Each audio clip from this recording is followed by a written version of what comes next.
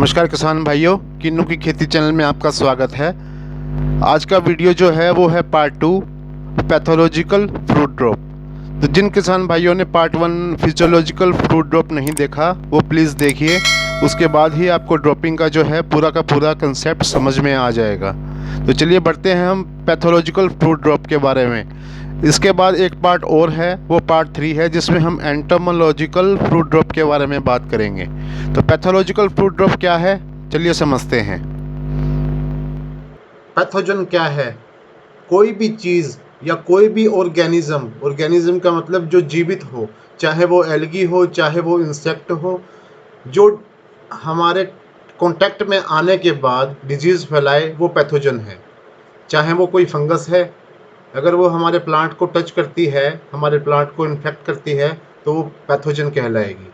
तो जो हमारे किन्नू, संतरा, माल्टा, मौसमी, डेज़ी, रेड माल्टा, जितने भी सिट्रस फैमिली के मेंबर्स हैं, उनको जो भी कोई फंगस, जैसे मैंने यहाँ पैथोलॉजिकल फ्रूट ड्रॉप के बारे में हम जो बात कर रहे हैं, वो बात कर रहे हैं फंगस की। 3 तरीके की फंगस है, जिसका नाम कोलेटोट्रिकम है, डिप्लोडिया है और अल्टरनेरिया है। तो ये तीनों फंगस जो है वो रिस्पॉन्सिबल है फ्रूट ड्रॉप के लिए, तो इसको हम पैथोजन की कैटेगरी में रखेंगे, तो इन्हें पैथोजन ही कहेंगे। तो ये जो क्या है किसान भाइयों, ये तीनों फंगस जो है ऑलरेडी हमारे खेत में अभी भी मौजूद है, चाहे फ्रूट ड्रॉप हो रहा है, चाहे कोई सा भी मंथ है, फरवरी है, मार्च है, अप्रैल है, मई है, जून है, तीनों की तीनों हमारे खेत में ऑलरेडी मौजूद है। अब इसका इन्फेस्टेशन रेट जो है वो क्या है, कब एक्टिव होती है, वो हम थोड़ा सा जान लेते हैं। तो ये क्या है, सितंबर और जो अक्टूबर का जो मंथ है, उसमें इनकी जो टेंडेंसी है अटैक करने की फ्रूट को, वो ज़्यादा होती है। सितंबर अक्टूबर के महीनों में गिरावट सबसे हानिकारक होती है, क्योंकि जो फल है वो परिपक्वता के करीब होता है और पेड़ से पोषण प्राप्त कर रहा होता है।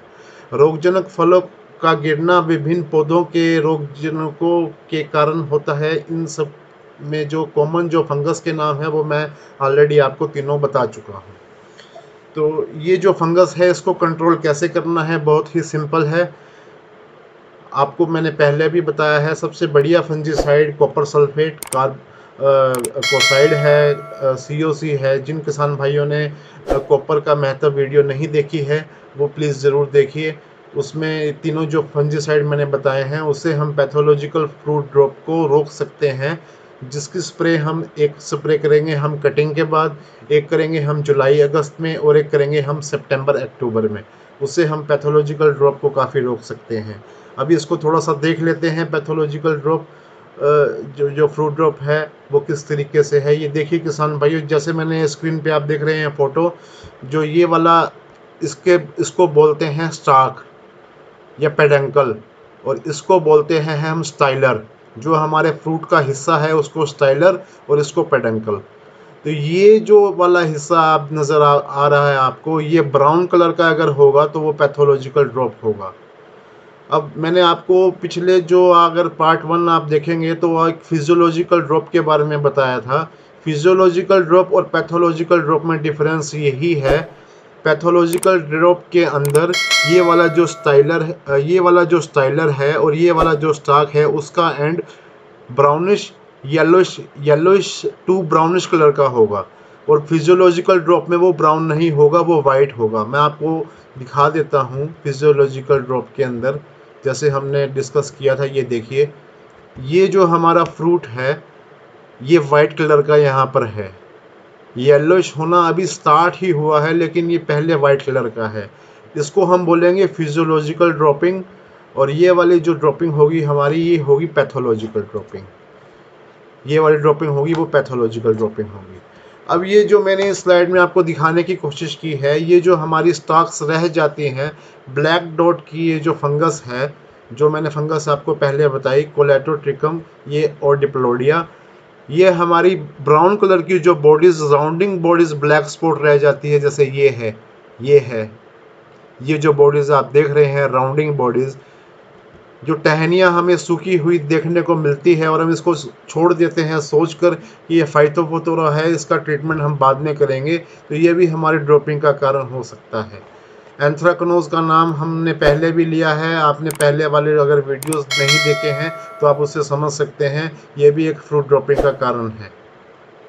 जो रीज़न है पैथोलॉजिकल ड्रॉपिंग का वो हम ऑलरेडी डिस्कस कर चुके हैं, एक बार फिर से जो है मैं बता देता हूँ। जो पेड़ों पर मृत लकड़ी है, मतलब जो डेड जो हमारे टिश्यूज़ रह गए हैं, सूखी जो टहनियाँ हैं, वो जो है हमारा महत्वपूर्ण कारण है जो पैथोलॉजिकल ड्रॉपिंग का। फंगस हैं, उनको जो पत्तियों पर है हमारी फंगस लगी हुई, फलों के जो डंठल हैं उस पर ब्लैक स्पॉट्स जो हमें देखने को मिलते हैं, या जो डाई बैक हैं, जो हमारी टहनियाँ डाई बैक हो चुकी है, वो जो फंगस कैरी करती हैं, और जो उस फंगस के कारण जो हमें पैथोलॉजिकल ड्रॉपिंग देखने को मिलती है। फरवरी और मार्च के दौरान जो रोगग्रस्त टहनियाँ हैं वो हमें हटा देनी चाहिए। इसके बाद जो उनकी टेंडेंसी है ज़्यादा रोग फैलाने की, वो अप्रैल और जून के अंदर है, और इसके बाद लगातार बारिश के साथ उच्च तापमान और जब ह्यूमिडिटी हाई होती है, विकास जब तेज़ी से बढ़ता है, तो रोगों को तेज़ी से फैलने में मदद मिलती है। इसी कारण जो है हमारी जो ड्रॉपिंग आपको देखने को मिलती है वो सितंबर और अक्टूबर में प्री हार्वेस्ट से पहले वो पैथोलॉजिकल ड्रॉपिंग होती है। आगे वाले जो पार्ट 3 में हम एंटोमोलॉजिकल ड्रॉपिंग हमारी है वो डिस्कस करेंगे। एंटोमोलॉजी का मतलब है इंसेक्ट, कौन कौन से इंसेक्ट है जो ड्रॉपिंग के कारण बनते हैं। तो किसान भाइयों, कंक्लूजन यही है, पैथोलॉजिकल ड्रॉपिंग रोकने के लिए हमें COC या कोसाइड या कॉपर सल्फेट या बोर्डो मिक्सचर का जो है हमें स्प्रे अपना टाइम अनुसार कटिंग के दौरान करना है, कटिंग के बाद करना है, बारिश आने के बाद करना है। और जैसे अगर हम इसको मंथ में डिवाइड करें तो कटिंग अगर हमारी जनवरी में है तो कटिंग के तुरंत बाद हमें COC, बोर्डो मिक्सचर या फिर अपना कोसाइड का स्प्रे कर सकते हैं। फिर हमें इसका एक स्प्रे अप्रैल मई में निकाल देना चाहिए अगर हमारी बारिश पहले है तो, और उसके बाद जो इसकी स्प्रे बनती है वो है जुलाई अगस्त में और सितंबर अक्टूबर में। तो आज का जो टॉपिक है हम यहीं क्लोज करते हैं। नमस्कार, धन्यवाद।